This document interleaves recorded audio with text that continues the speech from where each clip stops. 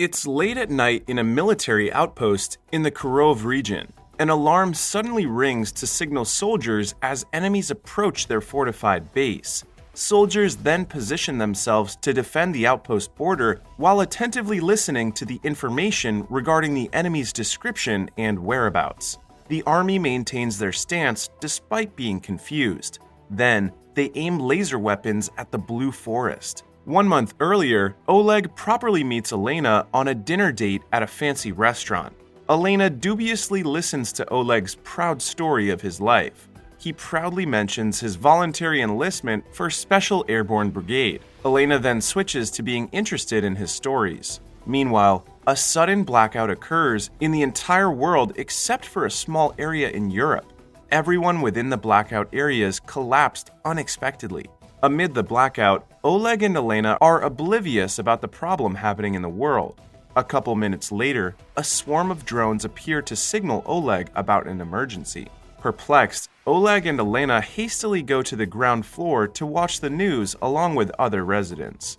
The news announces that their city has lost contact with the rest of the world. Therefore, their remaining city is now proclaimed as the Circle of Life. Meanwhile, Major Dolmatov, inside the combat aircraft, commands his men of their new designation. Then, he orders journalist Oyla to remain silent throughout the mission.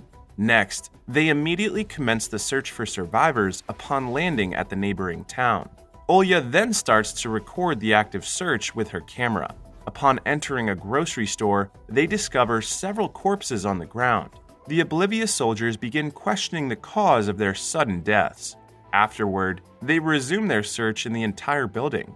Kolya, one of the soldiers, gets attacked by an unknown perpetrator. The soldiers rush to the scene and catch a glimpse of the perpetrator fleeing through a window. They continuously open fire, but the perpetrator manages to survive and hide. Kolya luckily survived with minor injuries. However, his weapons are taken by the perpetrator. Later on, the soldiers carry Kolya on a stretcher back to the combat aircraft. They all flee the town. Dolmatov reports no survivors in the town and one unidentified perpetrator. 1 month has passed since the city lost contact with the world.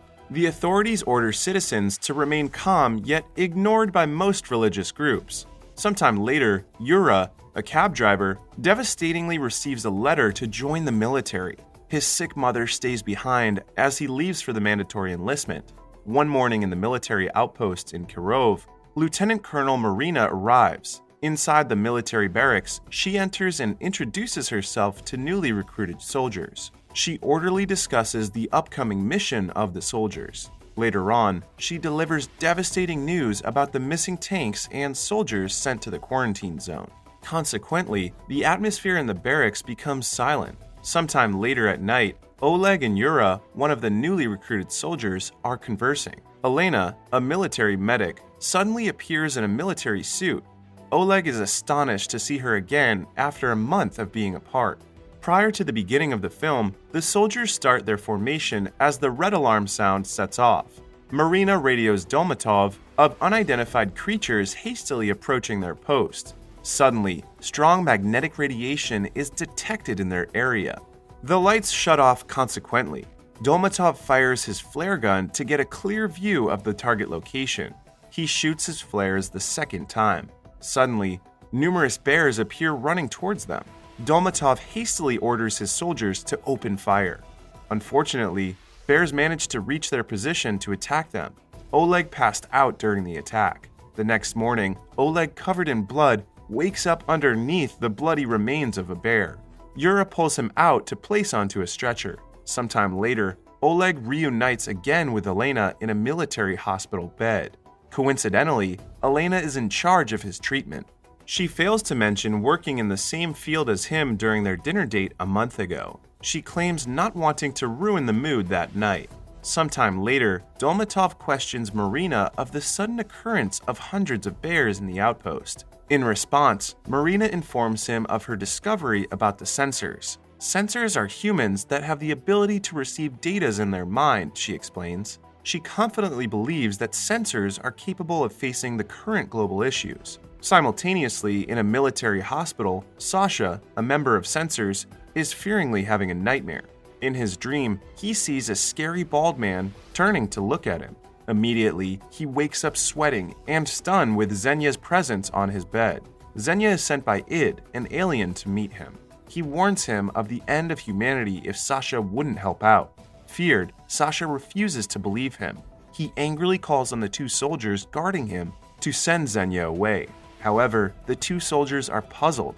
Xenia appears invisible to their eyes except for Sasha. They immediately conclude that Sasha's hallucinating. They hastily call a doctor to check on him. Days later, military units prepare to depart the Circle of Life to conduct a reconnaissance operation. Oleg insists on joining the mission despite being injured. The soldiers depart through military vehicles, tanks, and combat aircraft. Meanwhile, inside a moving military vehicle, Olya curiously interviews Yura's opinion about the deaths of millions of people. Yura arrogantly responds and shoos the cameraman away from him. Yet, Olya still signals her cameraman to continue recording even if he is against it. Yura then admits he's unbothered about the deaths since they're not affiliated to him anyway. Moreover, he believes whatever's happening is a chance for him to start a new life. After some time, they arrive at the quarantine zone. The soldiers are flabbergasted by the completely devastated neighboring city. Subsequently, the news about the city reaches the public. Thereafter, experts conclude that there are enemies that the government is hiding from them. As this bursts to the public angrily engages in a rally to attack the soldiers. Consequently, a press conference of superior military officers occurs. In their conclusion, the Circle of Life is fighting against an unknown group of people. They send out special units to observe the affected areas and go deeper to the quarantine zone. Subsequently, Yura's squad, called the Travel 7, are fully equipped as they depart from the border of the Circle of Life. On their mission, Olya is with them again. Olya curiously asks Lieutenant Maxim Kasatkin, their squad leader, what she should do if an enemy attacks them. Lieutenant Maxim sarcastically answers, "In your case, scream." Offended, Olya intimidatingly talks back that made the lieutenant mad. Yura steps in to cut off the dispute. Afterwards, they continue their journey. On the other hand, Oleg's squad, called Travel 4, arrives at Karkino village. They survey their surroundings and find no signs of movement. One of the soldiers, named Lavrin, screams and alerts the squad. The whole squad rushes to his spot only to discover his leg pierced by a metal rod. Unhesitatingly, Oleg pulls the rod from his leg as he screams in pain. Simultaneously, in Kurdi village, Travel 7 arrives. As the night comes, they enter a tall building to serve as their observation base. The next morning, a military vehicle arrives at Travel 4's base. Elena exits the vehicle carrying her medicine kit. Oleg is surprised by her arrival. He gladly welcomes her. Elena immediately enters their base to treat Lavrin's wound. On the other hand, Yura wakes Olya for breakfast. Later on, Lieutenant Maxim orders Yura to stand his post on the window. As Yura observes, he notices an open door on the mini store nearby. He hurriedly asks Olya for her camera to check her video recordings from last night. To his surprise, the recording contains footage of the mini store with a closed door. Concurrently, Sasha is resting in a shed when Id abruptly appears in front of him. Id is the alien whom Xenia has talked about before. This time, Sasha thinks he's hallucinating again. But Id imposes that he's real and not a hallucination. Moreover, Id insists Sasha to join him in locating the scary bald man whom he dreamed about. Id introduces the scary bald man as his brother, Ra. However, Sasha refuses to join him. Shortly after, Marina walks into the shed to fetch Sasha, but she instantly points her gun at Id and quickly requests for a backup. Instantly, 4 soldiers surrounded Id with equipped guns. Fortunately, Id uses his power to control the 4 soldiers and have them point their guns at Marina instead. The unexpected turn of events scares Marina. Id approaches Marina and negotiates that he'll join her willingly to discuss an important matter. Id clarifies everything to Marina. Initially, Id commanded to activate the irradiation when the moon was casted over the water, but he mistakenly ordered the irradiation process when the moon was still above their country, thus creating the Circle of Life. The radiation has caused 160 million people beyond the Circle of Life to become mindless puppets of the aliens. The main reason why Id and his kind have done this is simply to eradicate every human and relocate themselves to Earth. They chose to move to Earth since it's habitable due to the young star named Sun, unlike their star that has long died out. Therefore, they want Earth to give their species more time to live longer. Id also admits he arrived 200,000 years ago, and tomorrow, his species on ships will arrive on Earth. Moreover, his brother Ra is responsible for controlling the mindless humans outside of the Circle of Life. Ra controls them to attack the Circle of Life as part of the third wave colonization. Id asks them to help kill Ra, but they need Sasha's psychic powers to locate Ra. Marina still hesitates, but Id tells her that it's all in her hands, regardless if she believes him or not. Marina then receives a report about the recent attacks on their posts, meaning the third wave has begun. Marina knows they lack time and people, and so she risks to give what Id wants.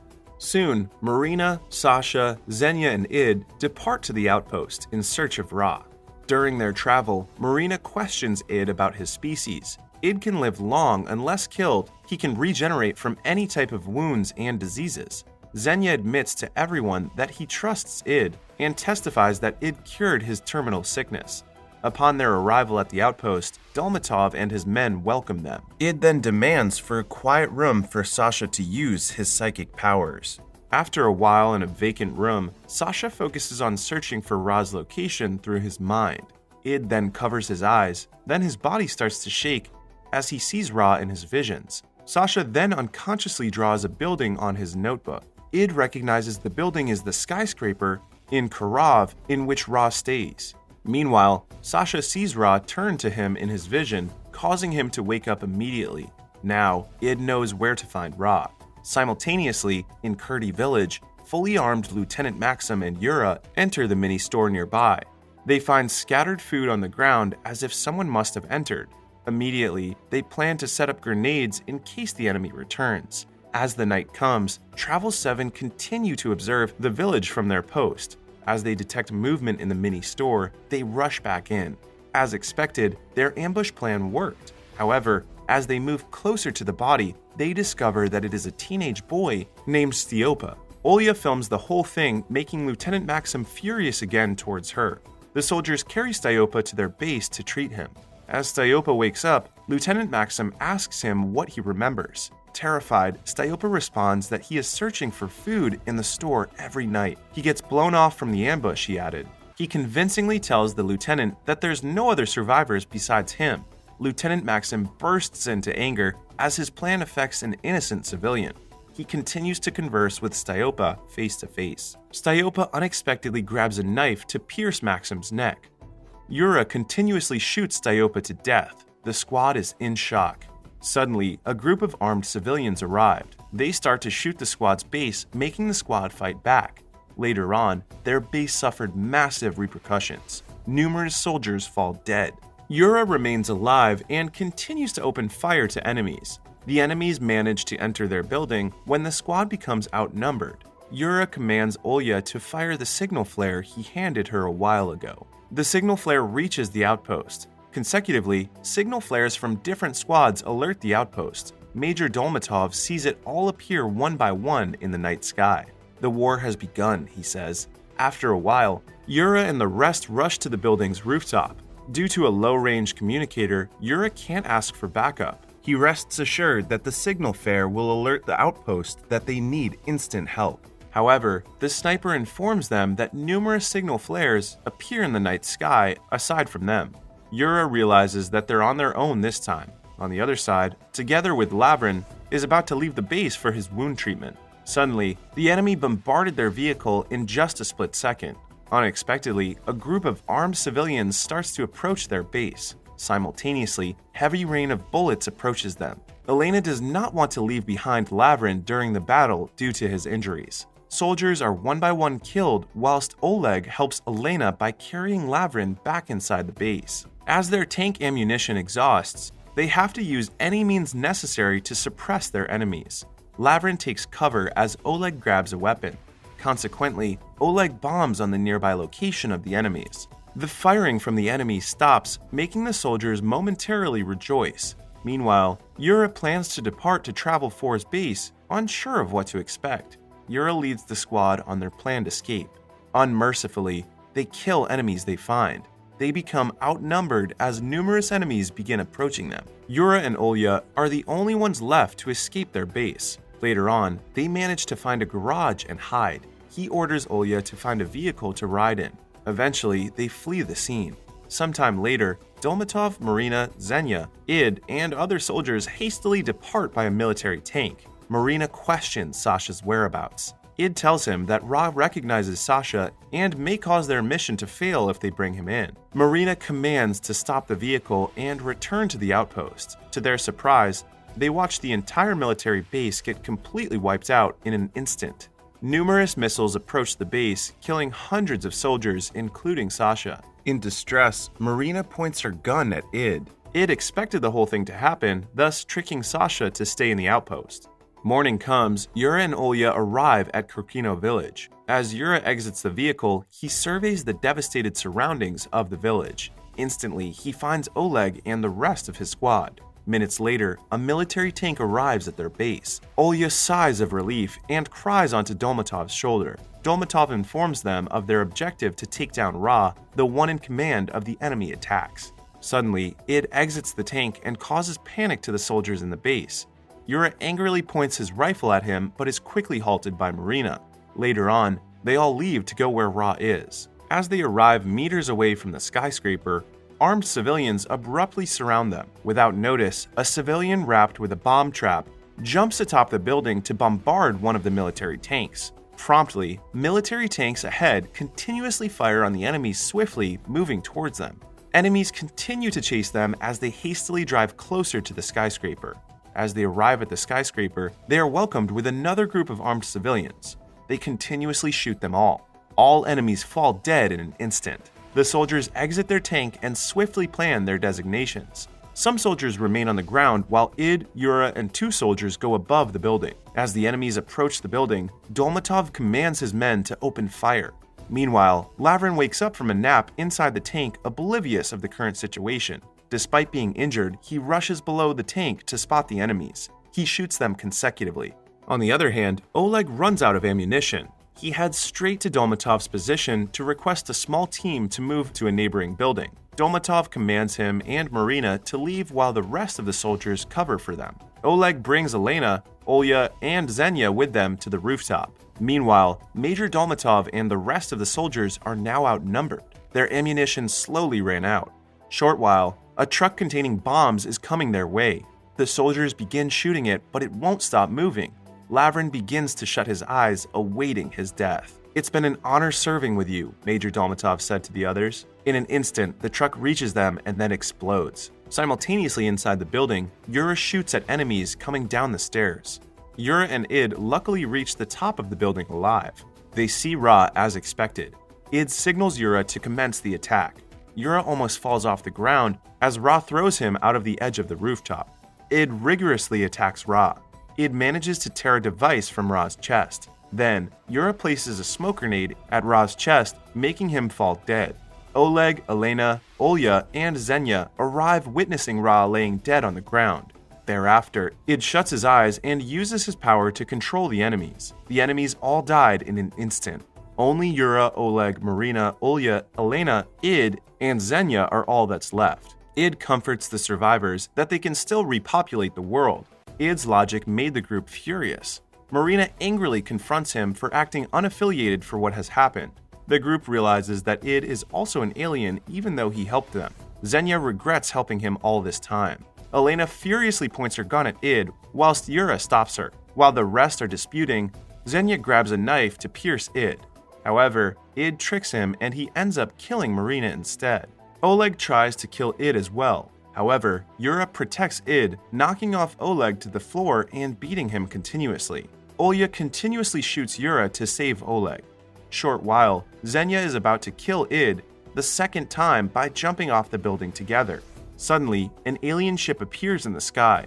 Olya, Oleg, and Elena approach the ship as it lands on the ground. They gather weapons from the dead civilians as they board the ship. Inside the ship, they notice aliens sleeping in their sarcophagus. To not wake them up, Oleg, Elena, and Olya break their oxygen flow. They manage to kill most of them before the time runs off. However, they see innocent alien children and begin to express sympathy. The movie ends when the three spared the alien children's lives to begin a new generation on the planet Earth.